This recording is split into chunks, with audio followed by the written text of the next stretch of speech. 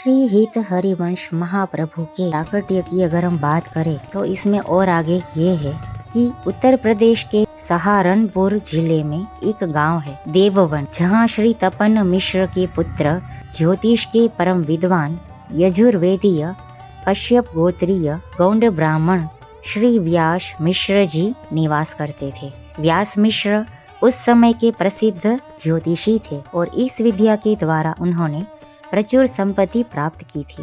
धीरे धीरे उनकी ख्याति तत्कालीन पृथ्वीपति के कानों तक पहुंची और उसने बहुत आदर से ही व्यास मिश्र को बुला भेजा। व्यास मिश्र बादशाह से 4 श्रीफल लेकर मिले।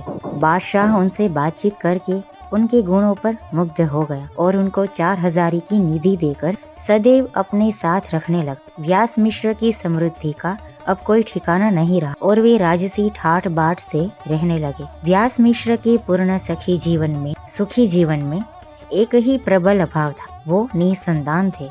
इस अभाव के कारण वे एवं उनकी पत्नी तारा रानी सदैव उदास रहते थे। व्यास मिश्र जी 12 भाई, जिनमें एक नरसिंहाश्रम जी विरक्त थे। नरसिंहाश्रम जी उच्च कोटि के भक्त थे एवं लोक में उनकी सिद्धता की अनेक कथाएं प्रचलित थी। विरक्त होते हुए भी इनका व्यास जी से स्नेह था और कभी कभी यह उनसे मिलने आया करते थे। एक बार मिश्र दंपति को समृद्धि में भी उदास देखकर उन्होंने इसका कारण पूछा। व्यास मिश्र ने अपनी संतानहीनता को उदासी का कारण बताया और नरसिंहाश्रम जी के सामने परम भागवत रसिक अनन्य पुत्र प्राप्त करने की अपनी तीव्र अभिलाषा प्रकट की।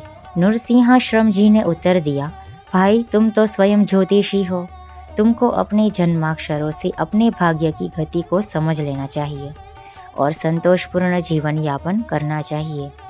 ये सुनकर व्यास मित्र तो चुप हो गए, किंतु उनकी पत्नी ने दृढ़तापूर्वक पूछा, यदि सब कुछ भाग्य का ही किया होता है, यदि विधि का बनाया विधान ही सत्य है, तो इसमें आपकी महिमा क्या रही?